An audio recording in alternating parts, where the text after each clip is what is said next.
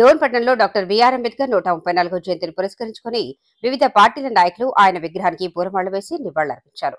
ఈ సందర్భంగా వారు మాట్లాడుతూ అంబేద్కర్ భారత రాజ్యాంగ నిర్మాతగా, మొట్టమొదటి న్యాయశాఖ మంత్రిగా, బడుగు బలహీన వర్గాల అభ్యున్నతికి అనేక చట్టాలను సాధించి సమాజంలో మార్పుకు మార్గదర్శకుడిగా నిలిచారని అన్నారు.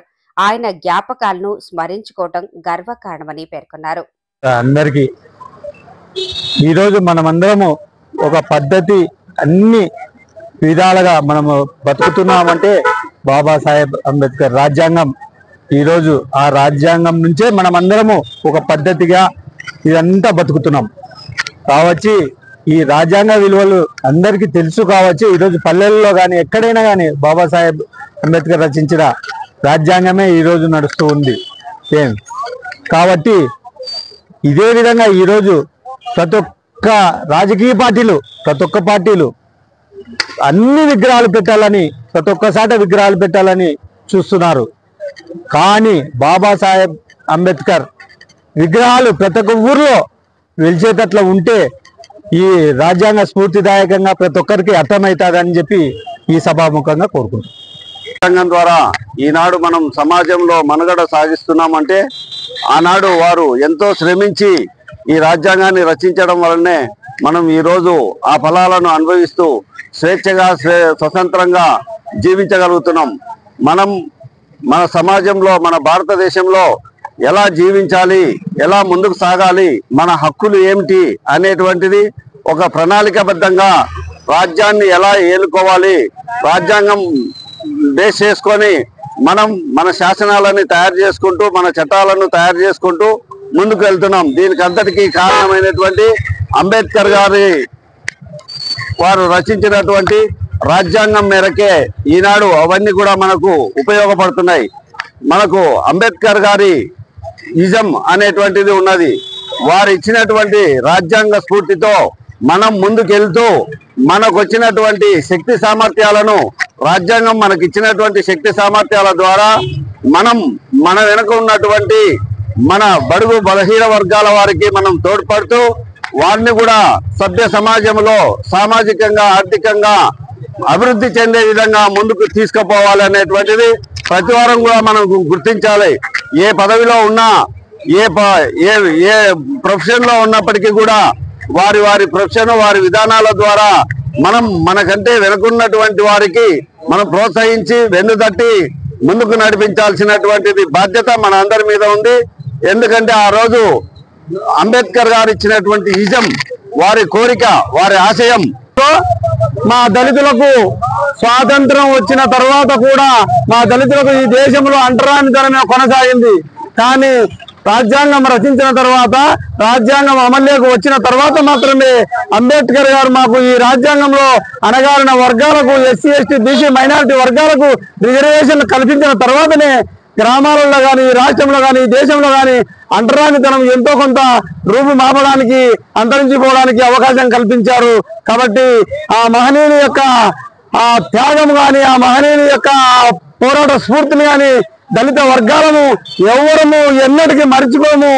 ఈ భూమి మీద సూర్యచంద్రరాజులు ఉన్నంత కాలము ఈ అంబేద్కర్ గారి యొక్క త్యాగము, దళిత వర్గాలకు ఆయన చేసినటువంటి సేవలు, రచించినటువంటి రాజ్యాంగము అన్ని మాకు ఉపయోగపడినాయి.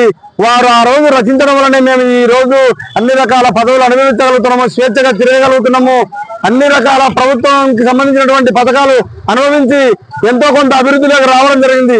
లేదంటే పూర్వం ఎట్లుండేదో పరిస్థితి అట్లే ఉండేది.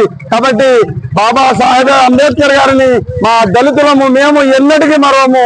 వారే మాకు దేవుడు, రాజకీయ పార్టీలు కాదు మాకు దేవుడు, అంబేద్కర్ గారు మాకు నిజమైన దేవుడు అని చెప్పేసి ఈ సందర్భంగా ఒక దళిత పరిస్థితుల్లో కారణం ఏంటంటే డాక్టర్ బాబా అంబేద్కర్ జయంతి 135వ జయంతి వేడుకలను ఈరోజు జరుపుకుంటా ఉన్నాం. మరి ఒక మహనీయుని ఆయన మన దేశానికి చేసినటువంటి సేవలు కావచ్చు, ఆయన చేసినటువంటి త్యాగం ఏదైతే ఉందో ఇదంతా కూడా మనం స్మరించుకోవాల్సినటువంటి అవసరం ఉంది. ఎందుకంటే భారతదేశ వ్యవస్థ, రాజ్యాంగ వ్యవస్థ ఎంత పటిష్టంగా ఉంది అంటే మరి ప్రపంచవ్యాప్తంగా అన్ని ప్రపంచ దేశాల కంటే కూడా భారతదేశ రాజకీయ వ్యవస్థ కావచ్చు, పరిపాలన కావచ్చు, ఇంత పటిష్టంగా ఒక బలమైనటువంటి శక్తిగా ఉందంటే ఆయన రచించినటువంటి రాజ్యాంగం మనకి ఇప్పటికి కూడా ఒక స్ఫూర్తిదాయకం. మరి ఈరోజు దేశవ్యాప్తంగా బాబా సాహెబ్ అంబేద్కర్ జయంతి వేడుకలు జరుపుకోవడం కనీసం మన బాధ్యత కాబట్టి ఈ కార్యక్రమం మనం చేసుకుంటున్నాం. ఏదేమైనా ఆయన స్ఫూర్తి, ఆయన ఆశయాలు ఏదైతే ఉందో మరి ఆయన వారసుకునేటువంటి మనం అవన్నీ కొనసాగడానికి ఈరోజు బడుగు బలహీన వర్గాల ఆశాజ్యోతి రాజ్యాంగ రచన చేసినటువంటి భారత రాజ్యాంగాన్ని రాసినటువంటి అంబేద్కర్ జయంతి సందర్భంగా ఈరోజు చాలా ముఖ్యమైన విషయాలు మాట్లాడుకోవాల్సినటువంటి అవసరం ఉంది. కేంద్రంలో కానీ మిగతా చోట్ల కానీ ఈరోజు రాజ్యాంగ మౌలిక స్వరూపాన్ని మార్చడానికి ప్రయత్నాలు జరుగుతూ ఉన్నాయి. ఫెడరలిజానికి తూట్లు పడిచేటువంటి ప్రమాదం కూడా ఈరోజు ఉంది. ఈరోజు ఆయన ఏ ఆశయంతో అయితే ముందుకు వెళ్ళాడో ఆ ఆశయాలను తూట్లు పడిచే ప్రమాదం కొంచెం ఉంది. దాన్ని ఎదుర్కోవడానికి భారతదేశంలోని బలహీన బడుగు వర్గాల ప్రజలంతా ఐక్యమై అంబేద్కర్ జయంతిని పురస్కరించుకొని ఇక్కడికి వచ్చినటువంటి మాల మహానాడు, వివిధ గ్రామాల నుండి వచ్చిన మాల మహానాడు నాయకులంతా పేరున నా నమస్కారాలు తెలియజేసుకుంటున్నాను. మరి ముఖ్యంగా అంబేద్కర్ జయంతిని ప్రతి ఒక్క దళితులు, బీసీలు అందరూ కూడా ప్రతి సంవత్సరం ఇట్లా చేసుకుంటూ ఆయన యొక్క ఆశయ సాధన కోసం మనంతరం కూడా ఉద్యమిస్తూనే ఉన్నాం. అయితే ఇక మీదట కూడా మనం అందరం ఉమ్మడిగా ఉంటూ నిజంగా భారతరత్న మనం అభినందిస్తూ నిజంగా మన అంబేద్కర్ గారు 150 దేశాల యొక్క రాజ్యాంగాలను చదివి అప్పుడున్నటువంటి పరిస్థితుల్లో మన ఎస్సీలకు బీసీలకు ఏం కావాలో ఆయన రాజ్యాంగంలో పొందుపరిచి మనకు అవన్నీ కల్పించాడు. ఈ రోజు సుప్రీంకోర్టు ఆదేశాలు ఇచ్చిన వెంటనే మరి వర్గీకరణ కార్యక్రమాన్ని కూడా పూర్తి చేసి అసెంబ్లీలో మొన్ననే తీర్మానం చేసి ఏబిసిడి వర్గీకరణకు శ్రీకారం చుట్టి దళితులకు, పేద బడుగు బలహీన వర్గాలకు నిత్యం అందుబాటులో ఉండి అనేక కార్యక్రమాలు చేస్తున్న విషయాన్ని మనం చూస్తున్నాం. పేదల పిల్లలకు ఏదైనా ఆపద అక్కర వస్తే, వాళ్ళకు ఆరోగ్య సమస్యలు వస్తే ఇవాళ 1,00,00,000 పైసలకు 1,20,00,000 రూపాయలు సీఎం సహాయ నిధి కింద తెచ్చి పేదవాళ్ళను ఆదుకుంటున్న విషయాన్ని ఈ నియోజకవర్గంలో మా ఎమ్మెల్యే గారు చేస్తున్న విషయాన్ని మనం చూస్తున్నాం. అందువల్ల మా ఆశయాలను అయితే కలలుగా అన్నాడు ఈ దేశంలో సాధించాలని ఆయన రాజ్యాంగాన్ని రూపొందించాడు. దానికి కట్టుబడి మా ప్రభుత్వం పనిచేస్తుంది. మా ముఖ్యమంత్రి చంద్రబాబు నాయుడు గారు పేదల సంక్షేమం కోసం పనిచేస్తున్నాడు. అంబేద్కర్ ఆశయాలను ముందుకు తీసుకుపోయడానికి పనిచేస్తున్నారని ఈ సందర్భంగా తెలియజేస్తూ మరి అంబేద్కర్ గారికి ఘనమైన వర్గీకరణ చేసుకోవచ్చని సుప్రీంకోర్టు చెప్పడం జరిగింది. అదేవిధంగా చంద్రబాబు నాయుడు గారు కూడా మరి వర్గీకరణ అంశం అమలు చేయడం జరిగింది. తెలంగాణలో కూడా మరి మరి రేవంత్ రెడ్డి గారు కాంగ్రెస్ ప్రభుత్వం అమలు చేయడం జరుగుతూ ఉంది. అదేవిధంగా మరి గతంలో మరి మేము చాలా ప్రాధాన్యపడ్డాం, అయ్యా మాకు అవకాశం ఇవ్వండి, మరి మీకు కలవడానికి ఒక్కసారి అపార్ట్మెంట్ ఇవ్వండి, మరి మేము కలుస్తామని మా రాష్ట్ర నాయకుడు మరి మందకృష్ణ మాదిగ గారు అడిగినప్పుడు ఒక్క తూరి కూడా దుర్మార్గం ప్రభుత్వము మాకు అవకాశమే 5 తూర్లు అడిగితే 5 తూర్లు అవకాశమే లేదు. ఆ దుర్మార్గం ప్రభుత్వం అది నాశనం అయిపోయింది, అది కూలిపోయింది, కాలిపోయింది. మరి తెలుగుదేశం ప్రభుత్వం చంద్రబాబు నాయుడు గారు వచ్చిన స్టార్ పార్టీ మరి రోజు ద్వంద్వ నీతితో మరి భారత ప్రభుత్వానికి, బీజేపీ ప్రభుత్వానికి అంతగాగడం అనేది మరి చాలా దీన్ని తీవ్రంగా ఖండిస్తా ఉన్నాం. మరి జగన్మోహన్ రెడ్డి గారు పార్లమెంట్ లో ఏమో చేయి దింపాడు, రాజ్యసభలో చేయి ఎత్తాడు. అంటే ఆ రకంగా ఆమోదించినట్లు ప్రకటించడం జరిగింది. ఈరోజు ఒక విధంగా చెప్పాలంటే దేశంలో భారతీయ జనతా పార్టీకి బి టీమ్ గా ఈరోజు దేశ రాజ్యాంగాన్ని సర్వనాశనం చేసేటువంటి పద్ధతుల్లో చంద్రబాబు నాయుడు పెద్ద ఎత్తున ముందుకు పోతా ఉన్నాడు. సనాతన ధర్మం పేరుతో మరి ఈరోజు పెద్ద ఎత్తున హిందూ దేవాలయాలన్నింటి కూడా సందర్శించి సనాతన ధర్మం కావాలని చెప్పి డిప్యూటీ ఉప ముఖ్యమంత్రి పవన్ కుమార్ చెప్తా ఉన్నారు. సనాతన ధర్మం అంటే ఏంటి అంటే నువ్వు 1000 సంవత్సరాల కిందట అంటరాతనాన్ని ప్రోత్సహిస్తావా, ఆ రకంగా అభివృద్ధికి వ్యతిరేకంగా మాట్లాడతావా, మరి ఒకే మతాన్ని నువ్వు ప్రోత్సహిస్తావా అనేది రోజు సమాధానం చెప్పాల్సిన అవసరం ఉంది.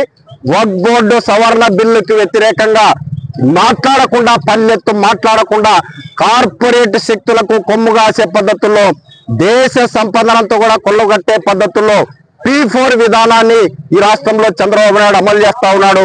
కార్పొరేట్ శక్తులకి ఊడిగం చేసేదానికి నరేంద్ర మోడీతో అంటగాగుతా ఉన్నాడు. ఈ సందర్భంగా చంద్రబాబు నాయుడిని మేము హెచ్చరిస్తా ఉన్నాం, నీ పద్ధతిలో మానుకోకపోతే నువ్వు ఎంత మెజార్టీతో బిఆర్ అంబేద్కర్ కు పూలమాల వేయడం జరిగింది. ఈ డాక్టర్ బిఆర్ అంబేద్కర్ రాజ్యాంగ రచయిత మరియు రాజ్యాంగ స్ఫూర్తిదాత కాబట్టి ఈయనని ప్రతి ఒక్కరు స్మరించుకోవాలని రిపబ్లికన్ పార్టీ ఆఫ్ ఇండియా మేము కోరుకోవడం జరిగింది. భారతదేశ ప్రజలందరికీ డాక్టర్ బిఆర్ అంబేద్కర్ 130వ జయంతి శుభాకాంక్షలు తెలియజేస్తూ ఈరోజు డోన్ పట్టణంలో ఉన్నటువంటి డాక్టర్ బిఆర్ అంబేద్కర్ గారి విగ్రహానికి అఖిల భారతీయ విద్యార్థి పరిషత్ విద్యార్థి నాయకులందరూ కలిసి ఆయనకు పూలమాలలు వేసి ఆయన జయంతిని ఘనంగా జరపడం జరిగింది. అయితే డాక్టర్ బిఆర్ అంబేద్కర్ ఆయన రాజ్యాంగ నిర్మాత. ఆయన దళితులకు ఎంతోమంది ఎస్సీ బీసీ మైనార్టీ అందరికీ మంచి ఆయన రాజ్యాంగాన్ని ఆయన రిజర్వేషన్లు తెస్తూ దేశంలో ఉన్నటువంటి మన భారతదేశంలో ఉన్నటువంటి దళితులందరికీ ముందు తీసుకొచ్చి వారికి స్ఫూర్తిని తెచ్చాడు. అయితే ఆయన ఈ యొక్క నిర్ణయం తీసుకోవడానికి కారణం ఏంటంటే ఆయన చదువుతున్నటువంటి కాలంలో ఆయనను ఒక దళితుడు అని చెప్పేసి ఒక స్కూల్లో రానికోకుండా నేల మీద కూర్చోబెట్టి ఆయనకు చదువులు చెప్పించారు. ఆయన తర్వాత అంచెలంచెలు ఎదుర్కొంటూ వచ్చి ఒక ప్రొఫెసర్ వచ్చినప్పటికి కూడా ఆయన తోటి ప్రొఫెసర్లు ఆయనను హేళన చేస్తూ మాట్లాడారు. ఆయన అందుకోసమని ఆయన ఇంతటి